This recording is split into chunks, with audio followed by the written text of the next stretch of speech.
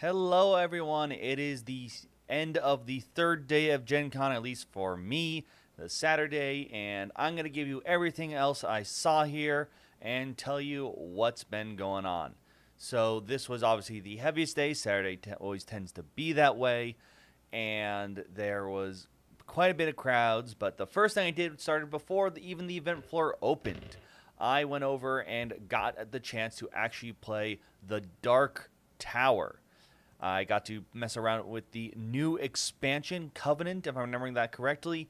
It adds a bunch of mechanics I feel that make the game harder in the beginning and then make it easier as the game progresses. So if you haven't played the Dark Tower, it is a game in which there's that mighty tower in the center that is controlled with an app that will have events. It will have some very punishing little stories and be dropping skulls along the way that if you collect too many, bad things are going to happen.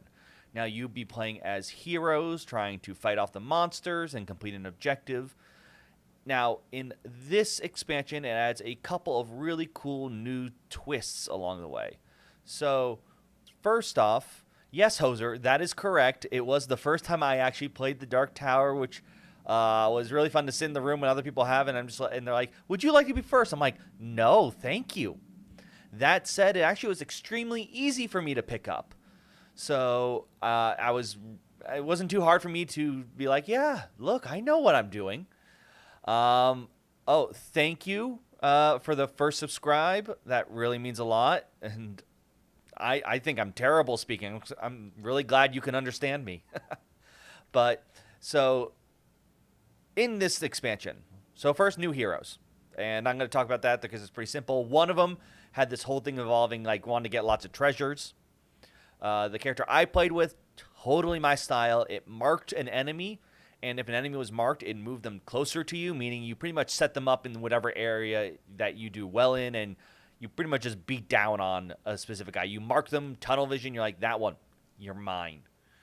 Now, as for the other two, the blue one you can actually see in the picture here has a book of spells that they draw from and change each day, so they feel like they're very versatile support character that can adjust to what's going on. And finally, the one behind the tower is, for those of you who like to play it on the edge, they can hold an extra corruption. They do start with corruption, but all their things are about rewarding you if you have lots of corruption, meaning they sort of want to just be like on the brink.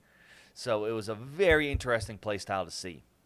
Now, in terms of things that are not nice for the players, you may be noticing some of these discs in the game. I'll zoom in really quick.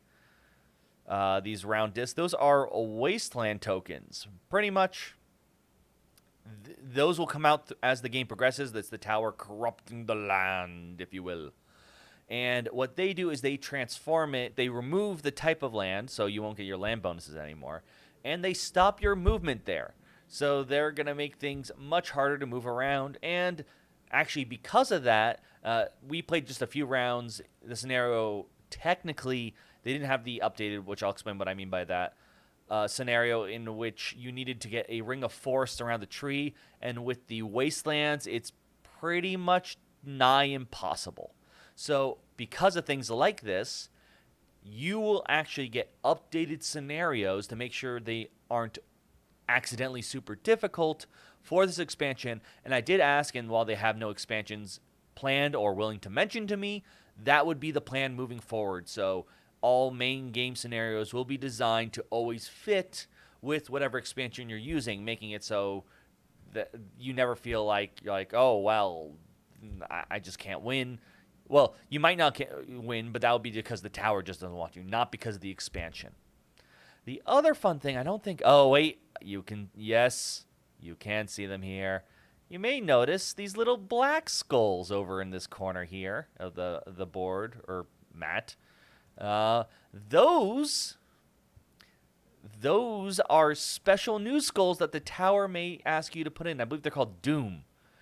They act like the white ones.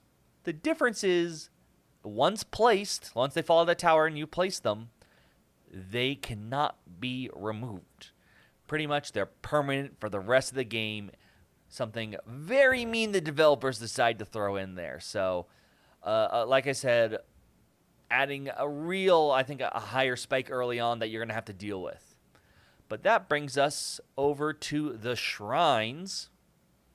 Once again, I'm going to zoom in over here to these really cool minis. Actually, wait, did we already place? Yeah, we placed on the board already. You can see one on the board.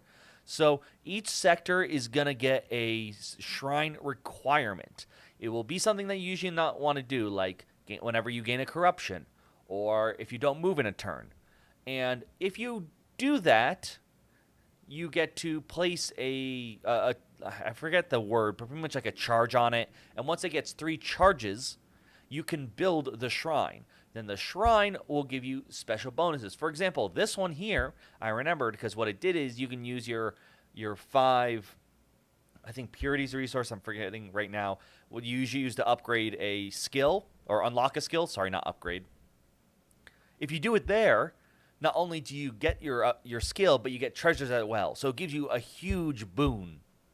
So that is something I really liked because that's the obvious, like, we threw a lot of bad things your way, but here's the fun thing.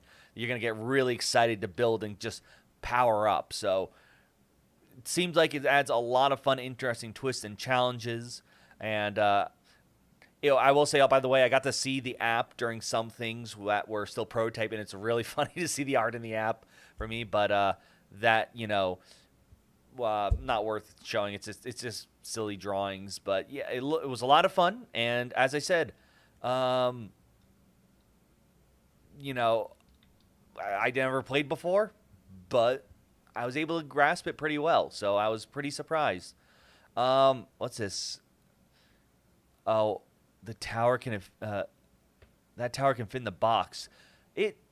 I assume it fits in the box. It has to fit in the box, but yeah, it's a pretty big box. I think it's one of those boxes that you can actually, like, it doesn't close all the way. It has the nice little, I say nice, it's designed to have that little spacing in between. But tons of expansion. I think the backer kit is still going on now if you want to check it out and learn more and pricing and all that fun stuff. And Hoser, we only played 3 rounds because, as I said, because they didn't have the updated scenario, they said we couldn't win. They're like, you will not win if we played this through. So I guess we lost, but technically we stopped. We were doing pretty well. So as far as I'm concerned, we won. Moving on, though. We've next up, I saw Auros from Lucky Duck, and I don't know if you guys know this one. This was on Kickstarter a little while back. And I'm just going to pull up the image. Nope, that's the one I want. There. So, oh, nope, I forgot. The reason I was late is because I tried to find multiple ways to get better images, but I could not find one. But I found, ooh, no, I don't want to talk about that yet. That's for a little bit later. I'm saving that one. All right, so Auros is a tile manipulation game. You'll have island pieces like this with numbers on them, and your goal is to make mountains. To make mountains, you need to push multiple 4s together to make a mountain, and then you can build temples on them. And so there are different ways you can manipulate tiles by pushing them around the board. You can slide them into each other. You can slide them up and slide down columns. And it was this really fun, weird way how the board morphs and changes. And of course, that's more of the board. You can actually see, like, once you get a mountain, you're going to be placing temples on top of them with workers in order to gain a wisdom. But you have to, like, build on other people's temples as well. So you're sort of working together. I mean, there's still only one winner, of course. But the reason you want to build these temples is each player has their own sort of skill tree here that you're going to be leveling up using wisdom. That makes, like, stronger shifts, stronger moves, and changing up all the things going on there. So it looked like a really fun game where you just the board is going to shift crazy in ways you don't even know, and then you slowly build up your own, like, skill tree there. It looked like a really cute, like, game. What I saw was the first, like, I think master, like, retail, not master retail, but the master print from the factory. So that was, like, the first final edition. But it looked really nice and cool. Oh, I knew I was forgetting one more thing. I wanted to talk about it. And it should be, yeah, here. It has a solo mode, but the way the solo mode works is each player board flips over, and each color actually has its own personality and deck, so you can actually customize your solo mode for how you want to play a game on difficulty and easy. And I find that a really clever way to use all the player boards and colors. Granted, that means I might not get to play green all the time if I wanted to play against that AI system, but it's a sacrifice worth making. So yeah, that was what I saw over at Lucky Duck. I disagree, Hoser. I can absolutely count that as a win. And I'm sure everyone from Restoration Games will back me up. No question. But next up, I want to talk about... I'm sorry, I'm just running through these because there's just a lot of stuff. And I'm also very tired. Stone... I visited Stone Blade and met with Justin Gary, who worked with Richard Garfield in the new Solar Forge Fusion. This is on Kickstarter a while back. It's a sort of... I forget the new term they use for it, like randomized deck building. I want to say this is what I would like to call it is the next step of Keyforge. The way this game plays, and this one I don't actually have photos for, as don't have as much photos for most of the things I'm going to get talked to next, because this point I was sort of late because of one thing in back-to-back meetings, just trying to go and get connected, play the game, get focused, get through, and get the next thing. So I apologize in advance for that. Yes, same people who do Ascension. That's absolutely right. But this one, instead of being a deck building game, the way it works is you, like Keyforge, are going to have unique decks, one of a kind, that you open. But then you'll take those decks, take two of them together, smash up style, and shuffle them up. And they'll have a leader as well. You have two leaders. You choose which one you use from each deck. And then you play against each other in a very... You play a card, then your opponent plays a card, you play a card, then your opponent plays a card, then you resolve combat. But every card you play, once you play it, if it's a spell, or once the creature dies, it actually gets removed from the game. Because once you play a card, you have level up versions of them, 2s and 3s, that you put in your discard. And once your decks are always 20 cards, and once you go through go through 15... you reshuffle your deck in, so your deck slowly grows in strength, actually, as you play. So sometimes you might want to play something just to level it up rather than because it may be the strongest move at the time. And this is probably what I want from Keyforge. I know back when we talked about it, one of the things is I like the customization, and since Keyforge is like locked in, it felt like when you just open a deck, that's what you got. The fact that at the very least there are the two decks you can put together, so you could be like, well, this one focuses on, defensive abilities, and this one focuses on upgrading your cards faster. That's what I want to play more. It feels much more like I'm in control of making a strategy that's for me, rather than literal luck of the draw of what kind of deck I open. This would also mean those... I guess Keyforge decks still sold. I remember seeing them sell, and certain ones would sell better. But I feel like this is going to be much more interesting looking for one and be like, okay, what's this deck list? Oh, that's perfect for the other half I have. So if you're a big fan of Keyforge, I really suggest you take a look into this one. And for the most part, simple mechanics. The one thing I would change about it is if you ever look at the playboard, you have 5 columns, and you pretty much put creatures in each one. And there are modifiers that go on creatures, like when they lose health or get attack buffs. And those can be a little fiddly, but I think if you just left some space above the column, so maybe your opponent's columns aren't touching, so you're like, the modifiers in front of this column refer to this creature. And that simple thing would make things easier. It's like not nearly the kind of thing that like breaks the game. It's just a small thing I noticed. Oh, bonus thing, I apparently played against an old Magic judge. Apparently he was one of the first Magic Gathering judges in like the Northeast area. So that was really cool. I had some silly stories about like how he used to think he was a terrible Magic player when he was younger, but apparently the store he played in had he played against the best Magic players at the time. So it's just hilarious that he was just like, I'm terrible. Wait, I'm just playing against the best. So that was really fun, especially considering this is a Richard Garfield game. It really felt like it helped tie things together with me. Moving on, I visited Cosmos, talked about some of their exit games and stuff. They have this cool new adventure game that apparently is very horror related. Apparently the translator was like, this is going to be real. I'm not sure how to translate some of this stuff. This is pretty I need a break or something. So I'm really curious to see how that goes out. The other thing they showed me was Carventura, if I think I'm saying that right. And this is a small like adventure game that looks a little bit like really light Seventh Continent, but they gave me a little like a bonus one, like a mini adventure, which I might do this one on stream so you can actually see what the mechanics are, or maybe just a YouTube playthrough. That might be better. That way I can just edit the pauses when I'm like, oh. And this way you can actually know how the game plays without spoiling, the actually good big ones. I think the recent one was like Norse themed. It looked really cool. So that was something that was pretty fun. And Hoser, you can say an asterisk, but a win's a win. What else did I see? All right, so Sit Down showed me 2 games I've got coming up. First one's Redwood. This one is an interesting...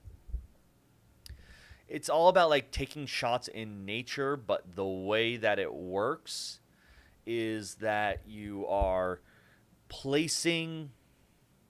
You're moving your pawn along the board in these 5 like habitats. And you're going to do that by you have like little measuring sticks. You can't use the measure and see how they work. You have to just pick and choose.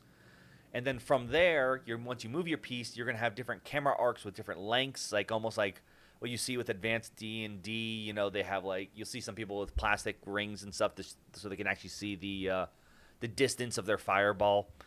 And whatever you cover with that completely, flowers or animals, is what elements you can put in your photo.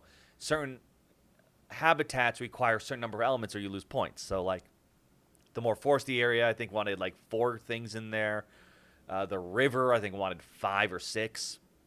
And your goal is to go to each area, try to get the best photos. And there's bonuses along the way to say like if you take a photo from here or if you use this piece. So it's all about like, it's almost maybe it's just me, but because of the way you moved your piece around and use those clear pieces, it almost felt like if you took a miniature war game, but it wasn't about war, it's about photos.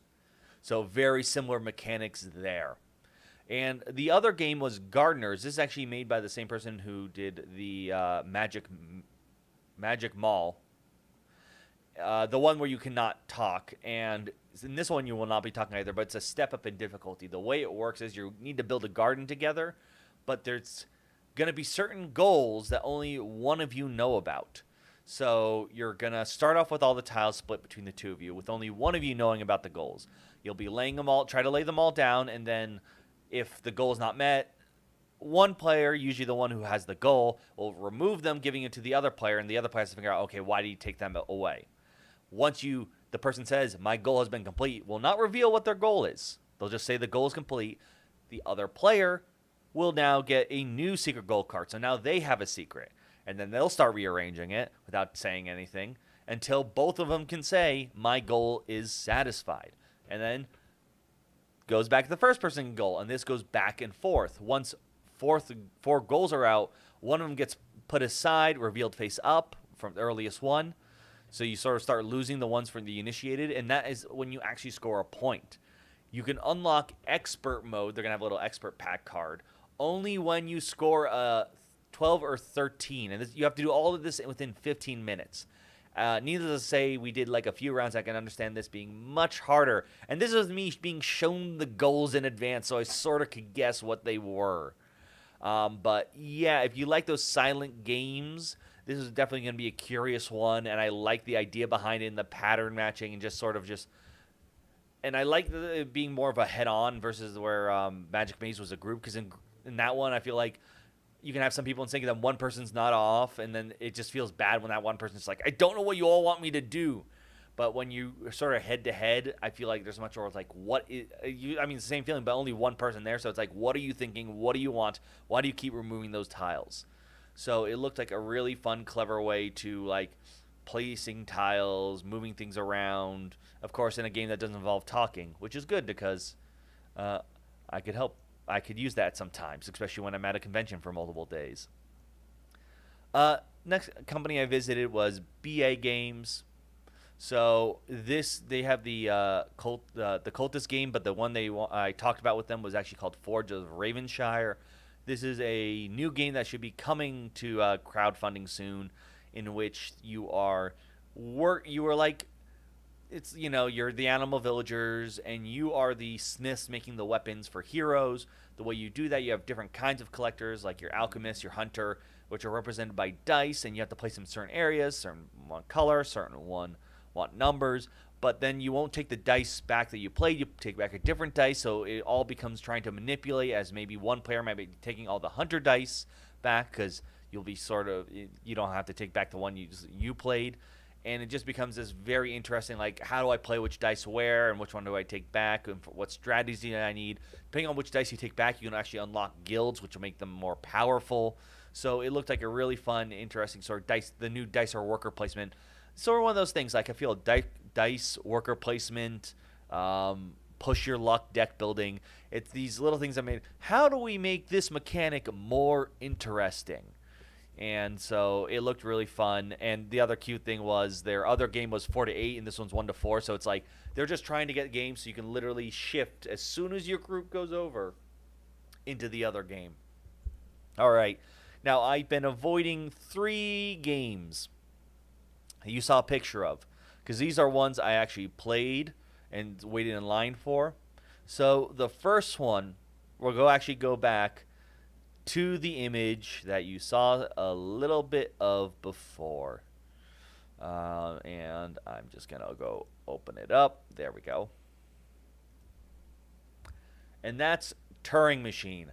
This one is a weird puzzle game. So you're going to be drawing cards that you see like on the left. There's numbers 1 through 5 for each color. They all have the weird punch holes. You'll be lining up those punch holes with a card like you see there on the right. The way that works is once aligned, you'll see something like this where you'll see either a check mark or an X. Now, the reason you're going to care about that, in some reason, there we go, is that the cards, there's another picture of that, relate to a different like rule set. So like if you take the card in front of, like right now, the card missing right now over there is asking about if the smallest card of the 3 you chose is actually the smallest one in the answer. Because what you're trying to do is find the actual 3-digit number. Each one is going to be something like 1 to 5, 1 to 5, 1 to 5. And you don't know which one, but with the numbers you choose and with this rule, you're going to find out whether that's something true or not in the real number. So you're going to be picking them out, filling them in a sheet like this. You can see this is the results of my playthrough. So I chose numbers 3, 5, 2, and with rule C, that was correct. With rule B, it was wrong. And you cannot check all 4 with your combination. You can check up to 3 per set of cards you use. The reason you'd want to use less, you don't have to do it with all 3, is because if 2 people guess the right answer at the same time, then whoever you did it most efficiently is the actual winner. I did guess it correct, so I did well here. It's more of like it's just, it is a deduction, like almost like Sudoku kind of thing, like you're just limiting possibilities. But it's almost just more impressive just in the sake of like how it was made. I mean, just going back, like look at that. I just don't know how, like, God, just imagine trying to come up with all these holes, making sure they all fit right and like they align and stuff. It's just, I am just amazed at the production, I guess, of this. It definitely was a cool puzzle game. I didn't realize it was so hot. I only found out when I had my meeting with Hatchet Studios yesterday. They told me it was selling out constantly. I'm like, oh boy, I better buy it today. So finish my Dark Tower, head down. I'm like, I'm going to have 10 minutes to spare.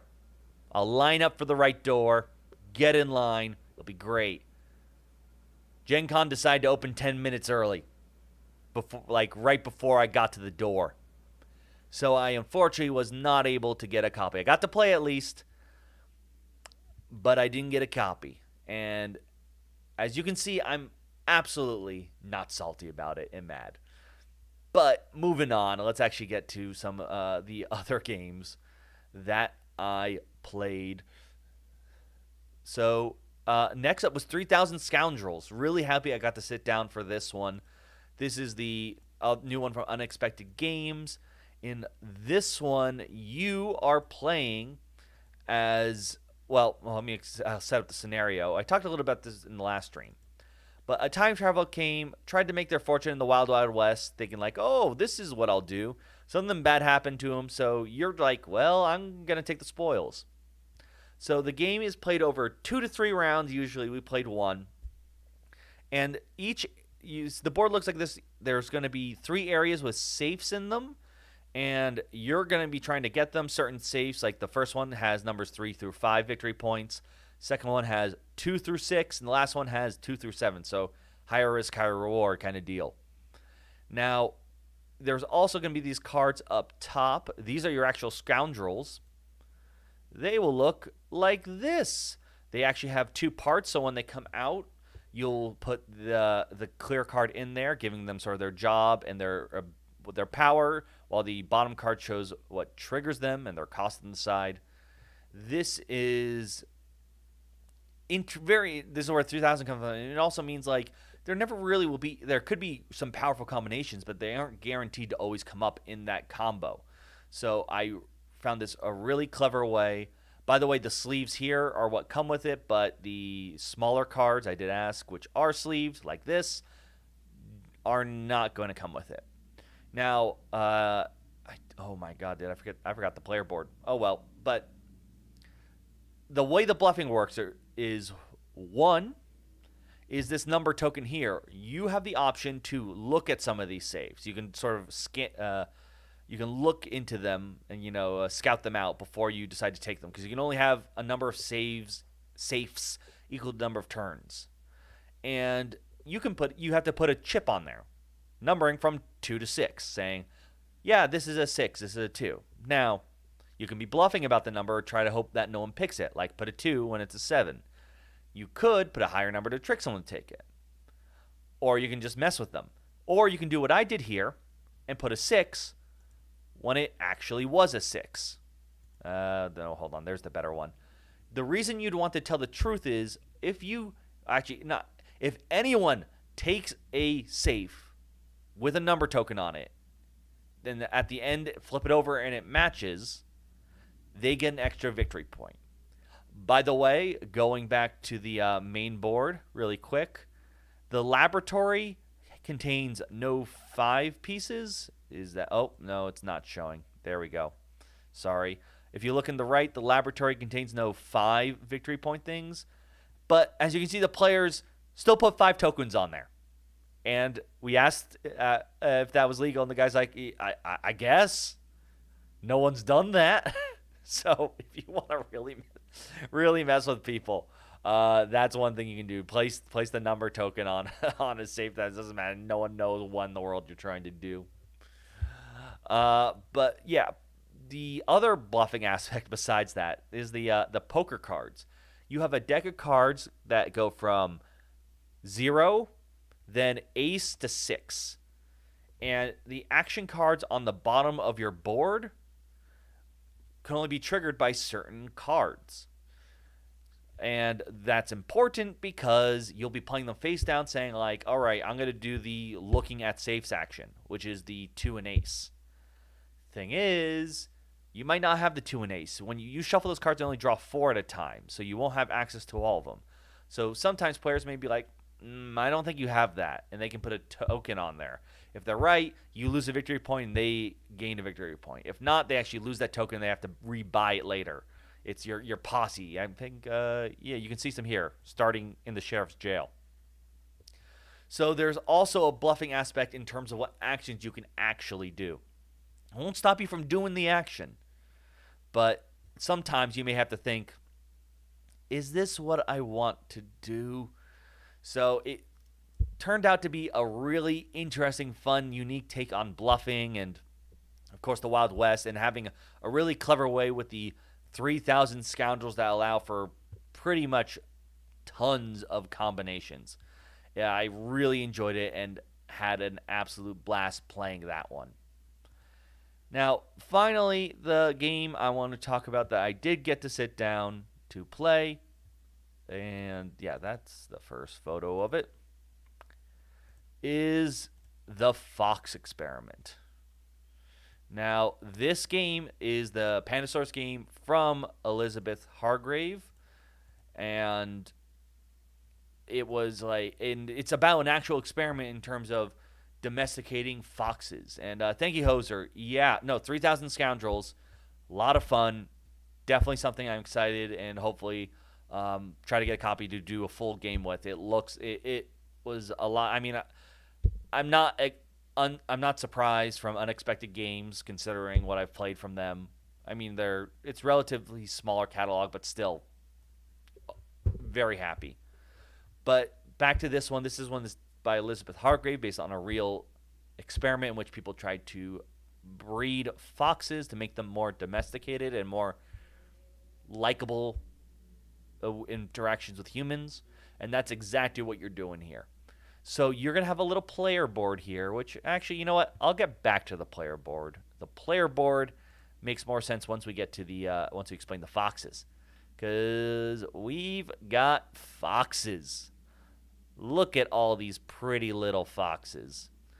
These are your starting foxes from the wild.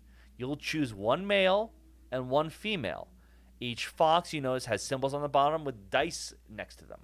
Once everyone has picked a matching pair of foxes, you're going to roll the dice on the 2 cards for the parent, and that's how you find out what stats they're going to have. So if you have a lot of the little barking symbol as well as maybe curled tails, that's more likely. Not a guarantee, though, because each die has either fulls or halves, and you need full symbols in order to actually add one to that stat. Now, once you do that, you're going to get the boom. You're going to make... Oh, no, that's what... No, that's not what I want to do. There. You're going to make offspring. There's my first one, Remy there, which shows their new stats. You're going to check mark them off, which technically makes them a little stronger than their parents. You will get rewarded for having the kindest fox, pretty much the one who rolled the most symbols. At the end of each round, there's 5 rounds total. But then all the children you made go into the parent piles. So you start off only making one kid, but you can upgrade to be making more. Everyone can upgrade to make more, so it can be filled up. And by the way, yes, it's mandatory. You must name them, and we have some solid names here.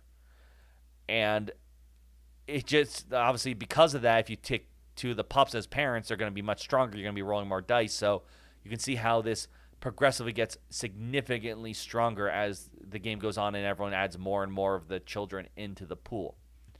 Now, another thing I do want to go back to the boards, because as you unlock some of those symbols, as you roll dice and get symbols, you're going to get tokens of the same kind. And if you can get multiple tokens matching, you can see there's 2 equals, there's 3 equal.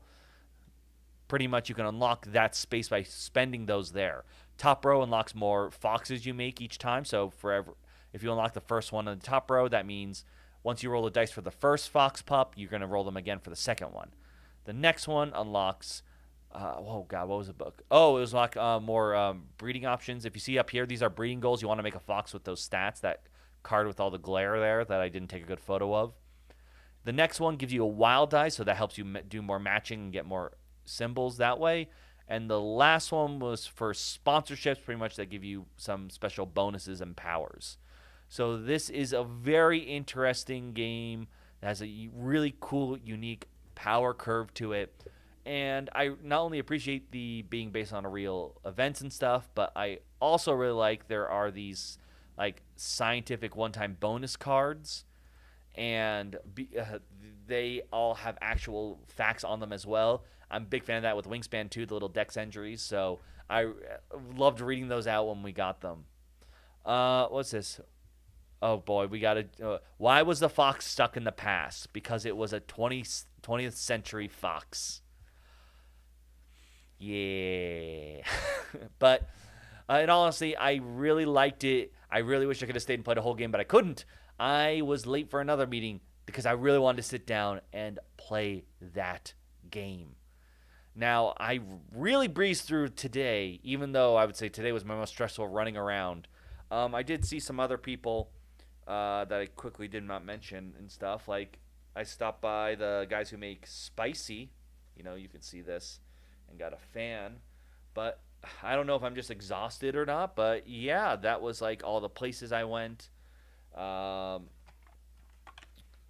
ah, but a lot of the games I saw. So I will be making my way back tomorrow, and I'll make a more proper Gen Con sum up video talking about what I saw, what was my favorite things, what were my maybe least favorite, as well as my biggest misses. Because this was I don't know. It's just because maybe if Jonathan was here with me, I feel like I could usually see the whole convention center. This year, I think there are aisles and rows I did not go through or something, and I feel really bad because usually I like to snake through to make sure I know where everything is and that if there's something I want. And there were plenty of other games too that I missed out on playing because usually these meetings were 30 minutes meeting, so that 30 minutes either the table had to be open when I went to see it. I couldn't wait too long. So there were some games that every time I visited, I didn't get a chance to play, but I'll go over that during a much better video where I can get maybe some stock images and stuff like that to go over. But for now, thank you for everyone who tuned in. Also, thank you for all the designers, and publishers who invited me to chat with, and all of the other content creators I met. There's so many there, and I got to say hi and talk with so many of you. It was really fun. And there's so many I really wish I got to, but it was always like ships passing in the night. Like I saw you, but you were talking to someone, or I was talking to someone while you walked by, and it just worked like that. But and of course, thank you to all of you who tuned in. This is the first time first time trying to live stream, and of course, like the fool I am, I was like, oh, I can wing it. And of course, didn't work out that well. But hopefully, I will work out better graphics, much more professional, look to this, something worthy of your time. Either way, I appreciate everything, and thank you to everyone. Stay tuned, of course, to that Gen Con summary video, as well as, if you watch the previous videos, plenty of big games for me to tackle and review. Really excited about that. But for now, I'm Will. This has been Roll for Crit. Once again, thank you so much. And if you're still at Gen Con, have a good Gen Con. Otherwise, I hope to see you all soon.